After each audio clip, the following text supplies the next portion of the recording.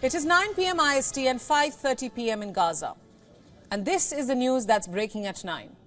Israeli airstrikes have hit in the vicinity of the Quds hospital in Gaza. The visuals are just coming in. Take a look.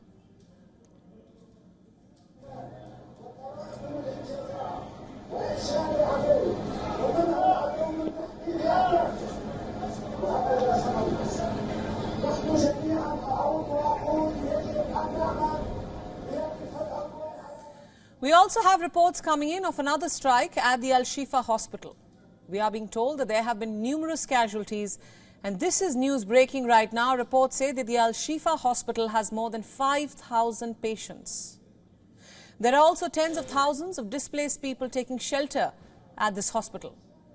I'd like to repeat, this is the largest hospital in Gaza City and the Gaza Strip. And we are now getting reports of a drone strike at the gate of this hospital.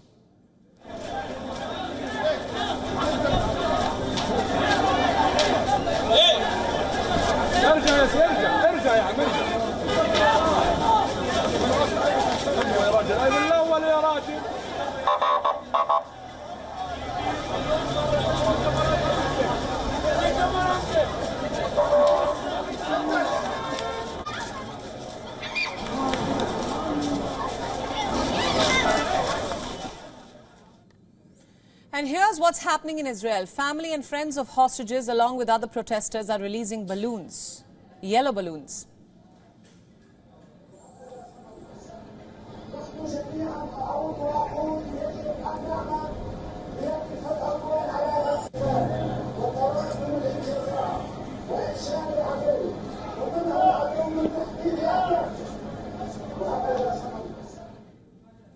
Moments ago, the Israeli Prime Minister Benjamin Netanyahu has said that there will be no ceasefire with Hamas, not until all the hostages are freed. Listen in.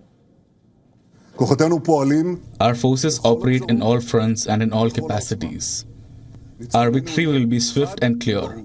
It will deliver a message to our enemies, a message that will resonate for generations.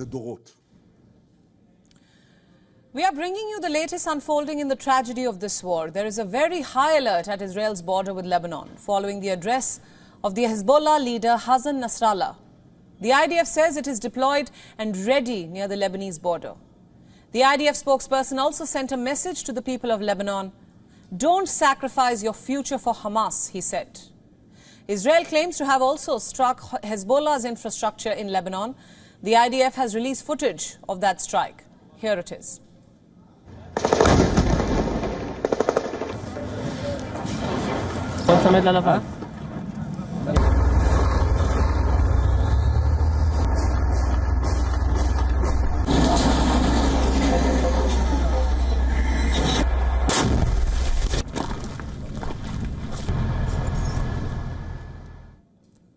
In the Gaza Strip, the IDF claims to be in the face-to-face battle with Hamas operatives. Israel claims to have destroyed several Hamas infrastructure. Hamas claims it has destroyed Israeli tanks with locally made rockets and also killed at least a few Israeli soldiers as of now. Another refugee camp has been hit in Gaza. This is the Maghazi camp.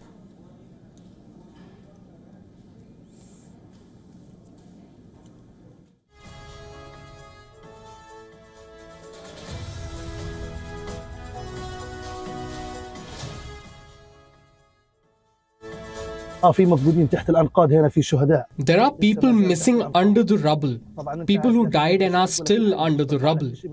And as you know, there are no cranes or bulldozers to come remove the rubble or anything. How will they enter to come remove the rubble? Like other camps in the Strip, Maghazi too is densely populated. Israeli airstrikes have flattened an apartment building in the Burej refugee camp. There, UN schools turned shelters have also been damaged. The death toll in the Jabalia refugee camp bombing has now risen to 195. This is all that remains of the camp now. 45 عائلة 45 دار 45 منزل هيك شايف بعينك التنتين والله نعم الوكيل.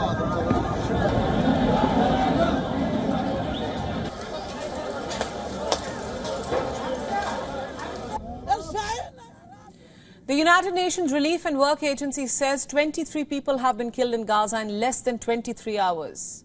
More than 12 cancer patients have died due to a hospital shutdown. Meanwhile, in Khan Yunis, a residential building was hit by Israeli airstrikes. So far, 17 bodies have been pulled out of the rubble. Eyewitnesses say that many of the wounded are women and children.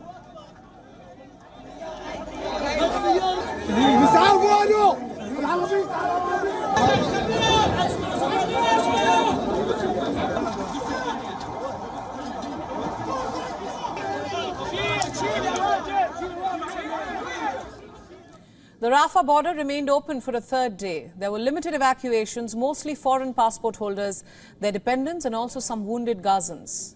Among the many who managed to escape the war zone were the parents of Scotland's leader, Hamza Yusuf's wife. For those who remain in Gaza, life has become a nightmare. Look at this now. People have been forced to collect seawater because clean water has run out. There is no water, there is no food for the children, there is no bread. We queue from 4 o'clock in the morning outside the bakeries to find out that there is no bread. The water was cut, the bread was cut. To whom are we supposed to go? Take a look at this video now. The Israeli army claims to have uncovered Hamas tunnels in Gaza.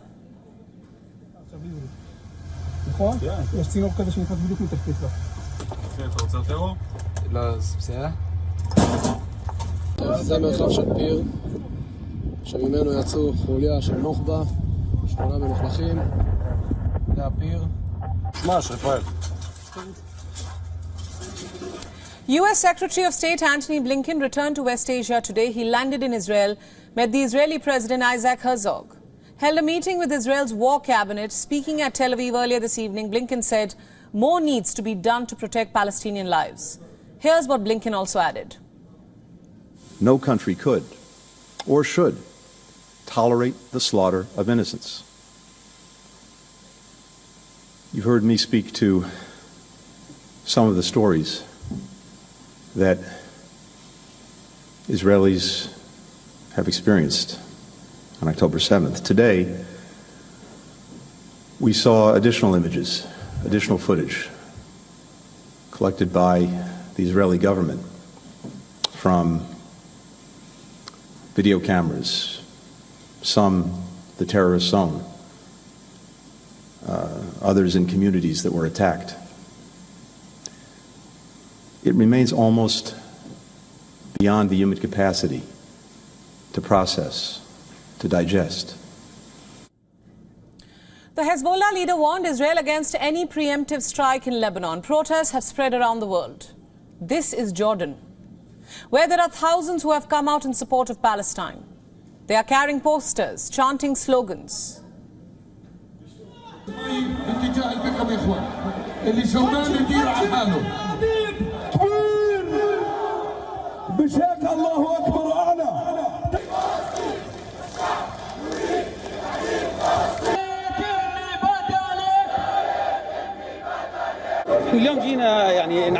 Today we came to express the extent of the people's anger and Jordanians' anger regarding what is happening in Gaza, the terrorism, international terrorism taking place there. These visuals are from Yemen. Hundreds of protesters gathered in Sana'a carrying Palestinian flags, chanting slogans against Israel.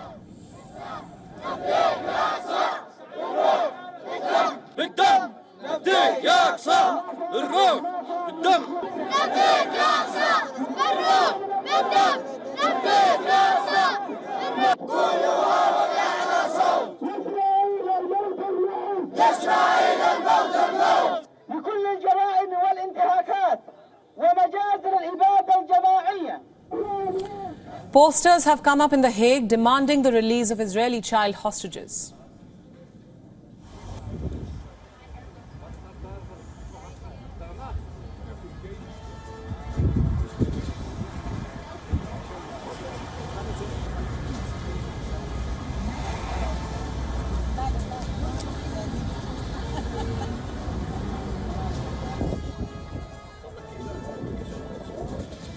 In the West Bank, Palestinians are protesting in solidarity with Gazans. Many of these protesters were seen waving the green Hamas flag and the yellow Fatah flag.